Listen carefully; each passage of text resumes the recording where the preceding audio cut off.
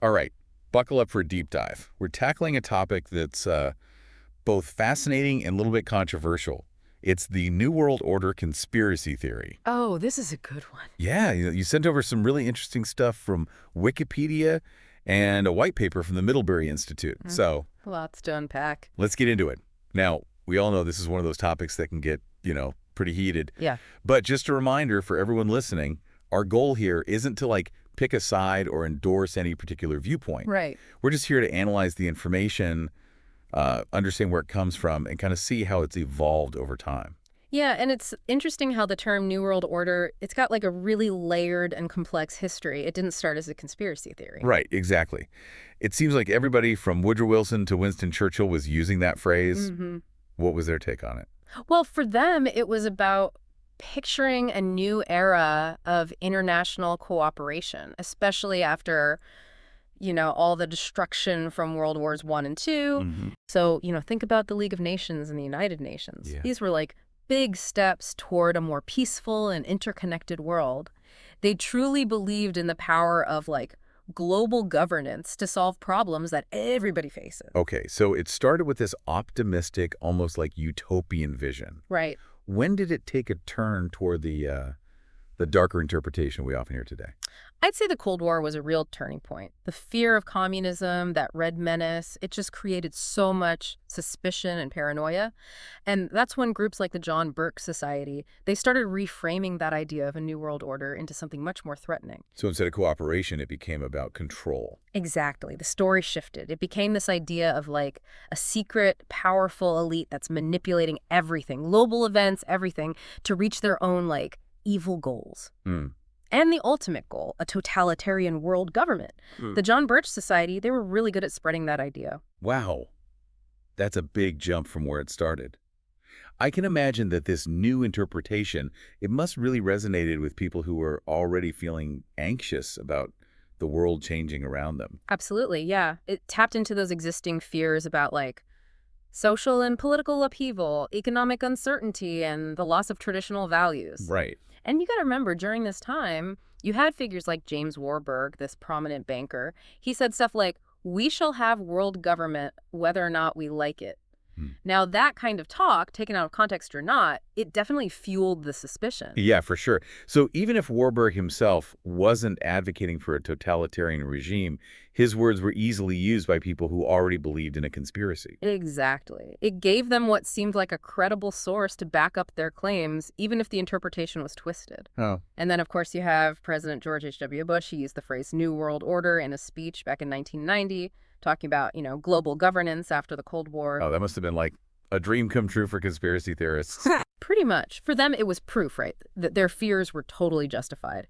This hidden hand, it was real, and it was orchestrating everything. And from there, the New World Order theory, it just exploded. It became this tangled web of interconnected stories. Speaking of those stories, the Wikipedia entry you sent over mentions 5 key conspiracy theories that always seem to come up with the New World Order.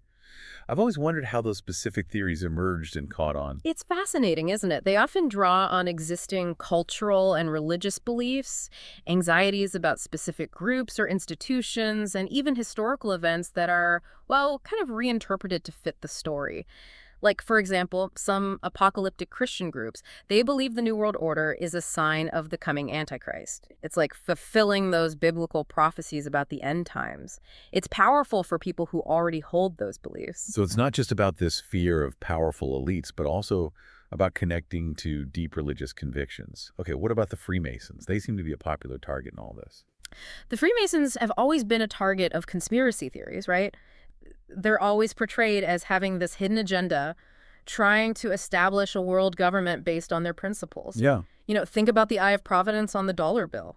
Freemasons themselves, they completely deny that it has any sinister meaning within their organization. It's wild how specific symbols can become so powerful, and often, their meaning gets totally distorted in these theories. Absolutely. For conspiracy theorists, those symbols are proof of a secret society controlling everything, no matter what the actual organizations say. All right, so we've got the end time theory, the Freemasons. What's next on this list of key conspiracy theories? We can't talk about the New World Order without bringing up the Illuminati. Ah, the Illuminati. Now, this one goes way back. It started as a real secret society in Bavaria in the 18th century. Right. They were all about promoting Enlightenment ideas, free thought, but the Bavarian government shut them down in 1785. But that hasn't stopped conspiracy theorists from claiming that they survived and are now pulling the strings from the shadows. It's like something out of a thriller novel. It's crazy how a group that existed for such a short time can become such a huge symbol for conspiracy theorists.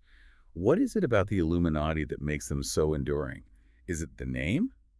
Or is it that they were all about secrecy and rebelling against authority? I think it's a mix of things, you know. Their name itself, it sounds mysterious, like hidden knowledge. And the fact that they were a real organization with goals and rituals gives them this, like, credibility that a made-up group wouldn't have. Plus, their connection to the Enlightenment and the French Revolution, these events that totally shook up European society, that just adds to the mystery. So they become this blank canvas for people to project their fears about power and social change? Okay, we've covered 3 key theories so far: end time, Freemasons, and the Illuminati.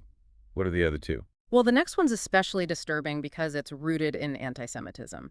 It's based on the protocols of the Elders of Zion. It's this fake text that claims to be minutes from a meeting of Jewish leaders who are plotting world domination. Even though it's been totally debunked as a hoax, it's still out there, and it's still used to fuel those conspiracy theories about Jewish people seeking global control. That is really disturbing. It just shows how these theories aren't just harmless speculation. They can have really serious consequences, especially when they target specific groups and spread harmful stereotypes. Absolutely. Understanding the historical context and the potential harm these narratives can cause is crucial. And speaking of historical context, our last key conspiracy theory brings us to the Round Table theory. This one focuses on Cecil Rhodes, a British tycoon who had this dream of a imperial federation to make sure Britain stayed dominant and there was world peace. Oh, I read about him. Quite a character, wasn't he? Yeah. Totally believed in British imperialism and that whole civilizing mission. He was all in, and he thought a secret society was the key to achieving this vision. Now, this is where it gets interesting for the conspiracy theorists.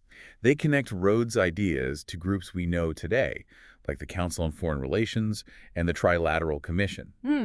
They see these groups as extensions of his plan to weaken national sovereignty and create, you guessed it, a one-world government. So even though Rhodes died over a century ago, he's like the founding father of the New World Order in these theories. Exactly. And they point to figures like David Rockefeller, who admitted in his memoir that he wanted a more integrated global structure.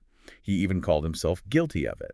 Which, of course, is seen as even more proof by people who believe in the conspiracy. Exactly. These theories, they're often built on these cherry-picked interpretations of events and statements, taking things out of context and weaving them into a story that confirms what they already believe. And that brings up a big question. How do people who believe in the New World Order think this grand plan is actually being put into action? We know who's supposedly behind it, but what about the how? Yeah, you've got me curious now. The Wikipedia article you shared, it does mention some different ways they think this New World Order could be put into action. Maybe we can dig into that next. I'd love to get a better understanding of what those mechanisms are. Absolutely. Let's pick up our conversation there. Okay, so we've talked about the key players and like the historical backdrop of the New World Order conspiracy theory. But how about we get into the nuts and bolts? Like, how do people who believe in this, how do they think it's actually being put into action? Well, the information you gave us lays out 5 main methods. The first one is gradualism. It's basically the idea that the New World Order, it won't just suddenly appear, you know? It's going to happen through all these subtle step-by-step changes. Yeah. I can see how that would be a really compelling idea. It feels less like some kind of dramatic takeover and more like this slow creep towards global control, you know? Right, exactly. People who believe in this, they point to stuff like the European Union, the World Bank, all those international organizations. They see those as evidence of this gradual erosion of, individual countries' power. Each step, they say, is bringing us closer to a single world government.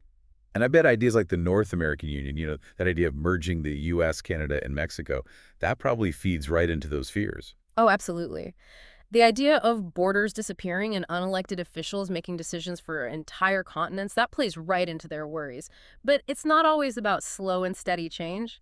The second method is coup d'etat, which is a much more dramatic and sudden takeover scenario. Oh, right. This is where we get into the black helicopters and secret teams taking over, right? Exactly. This one often involved worries about, gun confiscation, FEMA camps, rounding up anyone who disagrees once the New World Order is in charge. It's way more action movie-ish than the gradualist approach. I guess it just depends on what scares you more, a slow slide into tyranny or a sudden violent takeover. And it's interesting how, things that happen in the real world, even if they're totally unrelated, can get woven into these narratives. Yeah, that's a really important point. Whether it's a new gun control law or FEMA responding to a natural disaster, those events can become proof in their minds, like, see, the plan is happening. It's like they're always looking for evidence, seeing everything through those suspicious eyes. Okay, so we've got the slow burn of gradualism and the shock and awe of coup d'etat. What else do they think could happen? The third one is really relevant to our digital world. Mass surveillance. Oh yeah, that one's a big one. The idea that governments and big companies are using technology to track our every move, what we do online, where we go, everything. Right, it plays on that classic fear of Big Brother, social security numbers, barcodes, RFID chips. It's all seen as tools to control people, designed to keep tabs on everyone and manipulate the population. And it's not just about tracking, right? It's about what they could do with that information. Exactly. Think about that controversy with the Information Awareness Office, or IAO, back in the early 2000s. They were all about using technology to fight terrorism, which sounds reasonable, right? But their logo, with the all-seeing eye looking over the world, that really freaked people out. Yeah, I remember that. It became the symbol of the government watching everything, even though the program was eventually shut down. And it's not totally crazy, right? We are living in a time with more surveillance than ever before by both governments and corporations. That's the thing. These fears aren't completely out of nowhere. There are real concerns about privacy and what could happen if someone misused that power. The question is, where do you draw the line? Where does security become an invasion of our freedom? It's tough trying to find that balance. It's something we're still figuring out as a society. Yeah. So I've got the slow creep, the sudden takeover, and the all-seeing eye. What's next? The fourth one is a bit more out there, occultism. This is the idea that the global elite, they're being guided by some kind of occult forces, using symbols and rituals, even ancient monuments, to get what they want. Okay, this one is getting a little too far out for me. But I can see how it would appeal to people who are looking for these deeper, almost mystical explanations for why things happen in the world. Right, exactly. They often point to stuff like the Georgia Guidestones as evidence. It's that big granite monument with those weird inscriptions about guiding humanity into a new age. Oh, I've read about that. It's almost like a real-life conspiracy theory, isn't it? This mysterious monument, nobody knows for sure why it's there. Exactly. And because it's so unclear, people interpret it in all sorts of ways. For people who believe in the New World Order, they see it as a blueprint, like instructions left behind by the elite for whoever survives the coming apocalypse. It's definitely fascinating, even if it's a little creepy. Okay, so that's gradualism, coup d'etat, mass surveillance, and occultism. What's the last one? The last one is maybe the scariest. Population control.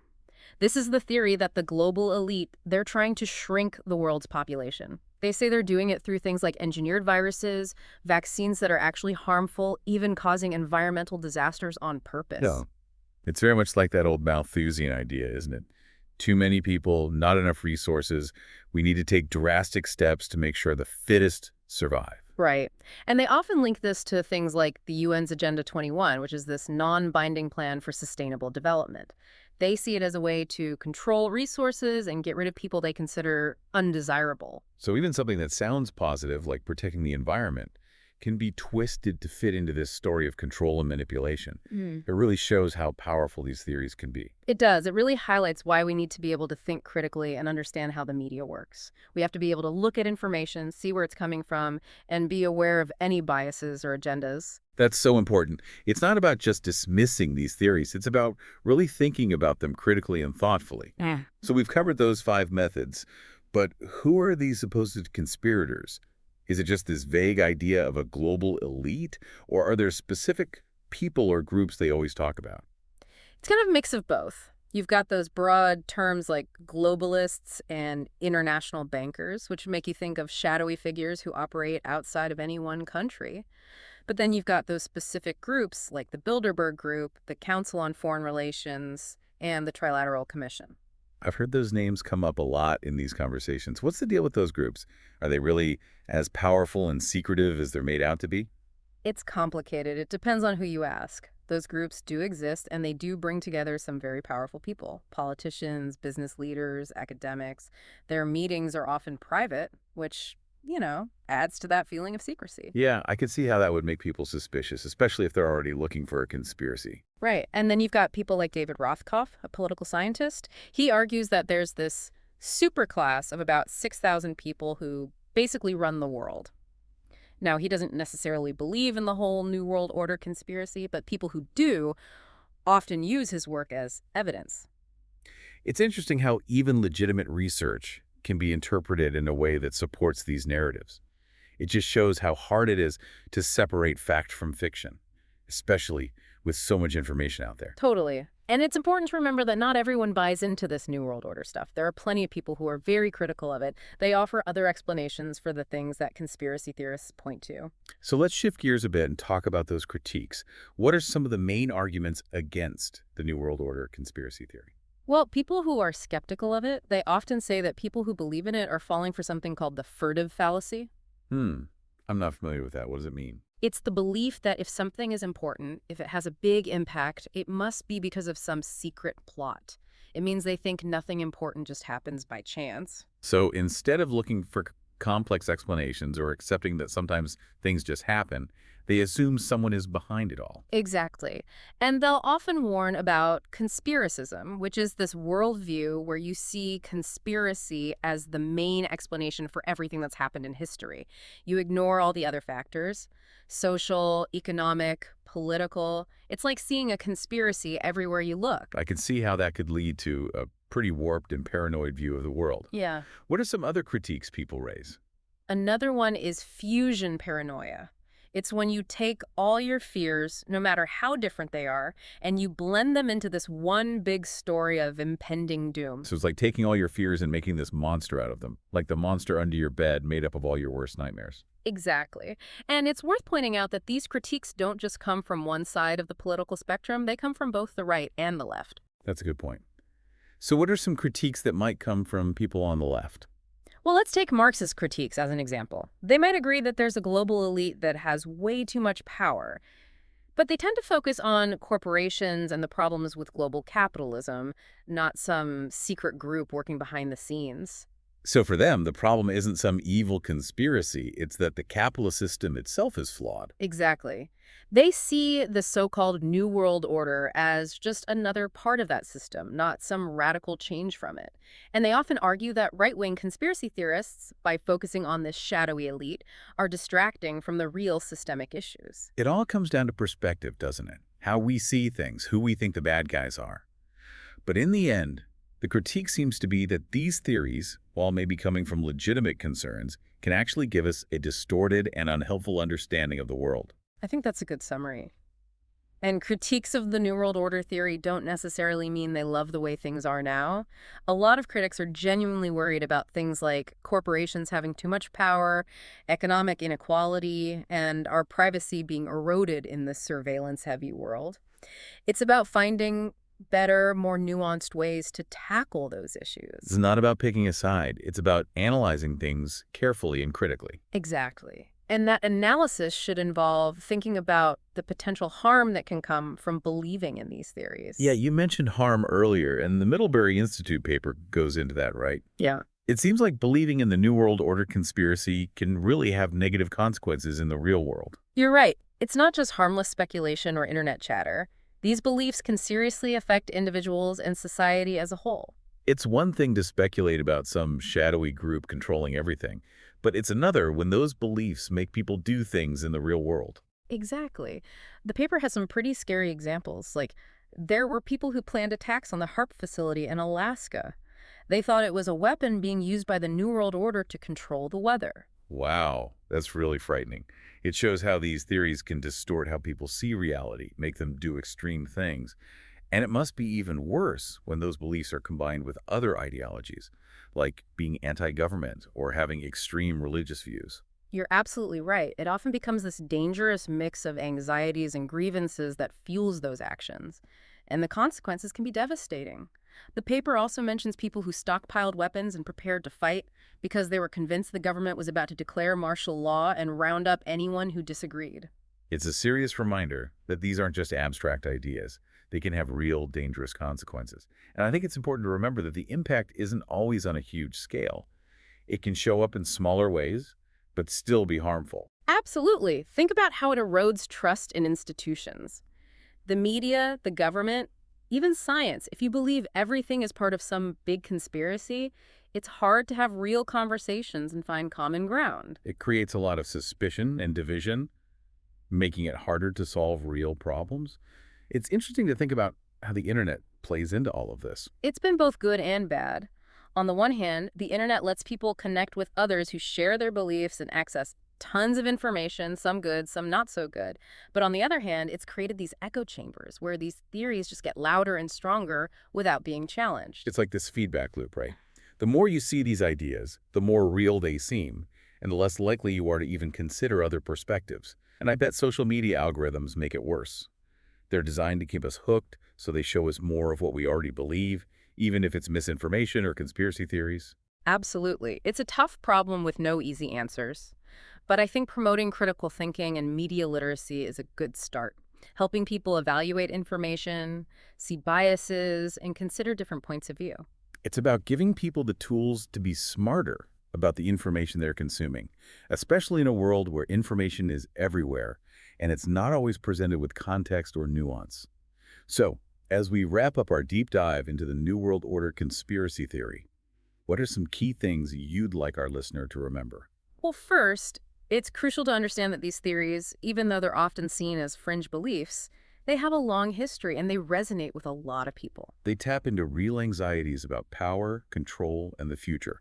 They offer this seemingly simple explanation for events that are complex and often scary. Exactly. And the second takeaway is that these theories are very adaptable. They change to fit current events and what's happening culturally, which makes them even harder to address. Like I said, always evolving, always finding ways to stay relevant and tap into whatever fears people have at the moment. Exactly.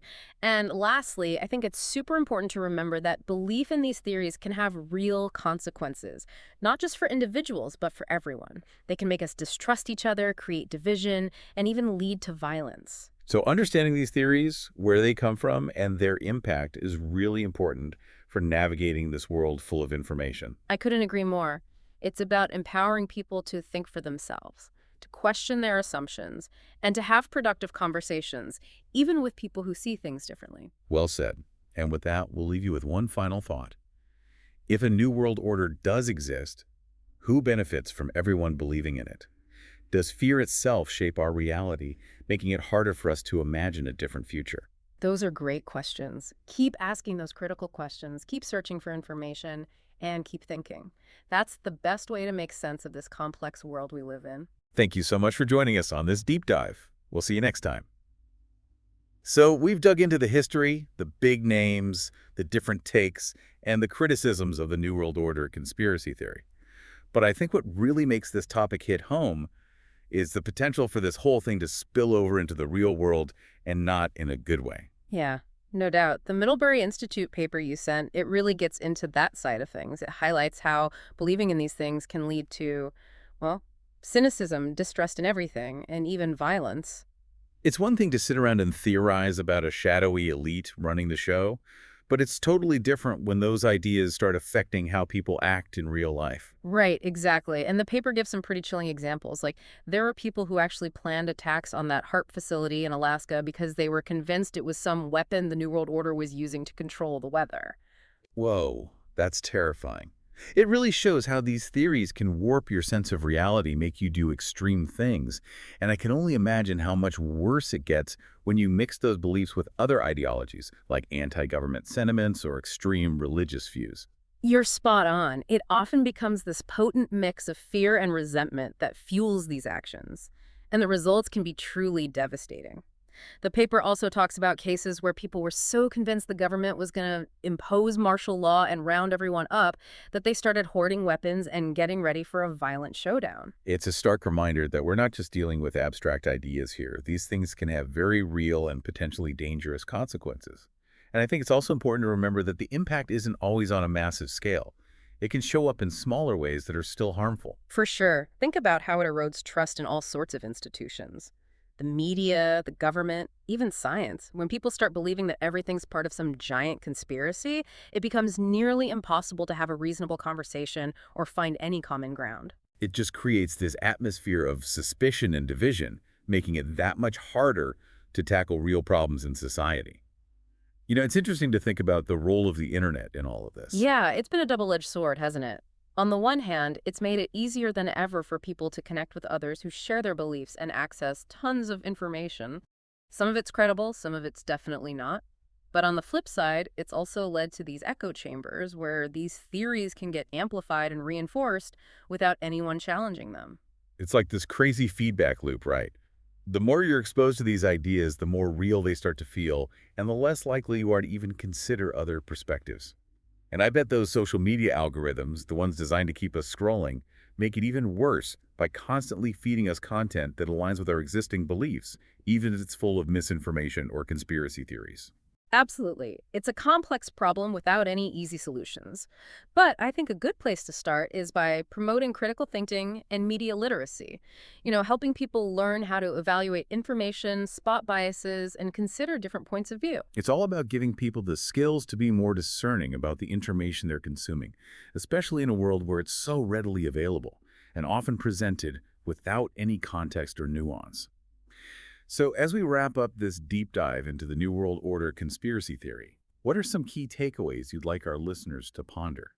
Well, I think the most important thing to recognize is that these theories, while often dismissed as fringe beliefs, have a long history and resonate with a surprising number of people. They tap into very real anxieties about power, control, and what the future holds, and they offer a seemingly straightforward explanation for complex and often unsettling events. Right. And the second takeaway is that these theories are incredibly adaptable. They shift and change to align with current events and cultural trends, which makes them even trickier to address. It's like they're always evolving, always finding new ways to stay relevant and latch on to whatever fears or anxieties people are feeling at the moment. Precisely. And finally, I think it's vital to remember that belief in these theories can have real-world consequences, not just for individuals, but for society as a whole. They can erode trust, create division, and even spark violence. So understanding these theories, where they come from, and how they affect us, is crucial for navigating the information-saturated world we live in. Couldn't agree more. It's all about empowering people to think for themselves, to question what they believe, and to engage in productive conversations, even with those who see things differently. Well said. And on that note, we'll leave you with one final thought to chew on. If a new world order does exist, who stands to gain the most from everyone believing in it? Does fear itself have the power to shape our reality and make it harder to envision a different future? Those are some great questions to ponder. Keep questioning, keep seeking information, and keep those minds working. That's the best defense against the complexities and confusion of the world we live in. And hey, thanks for joining us for this deep dive. We'll catch you next time for another fascinating exploration. Until then, stay curious, everyone.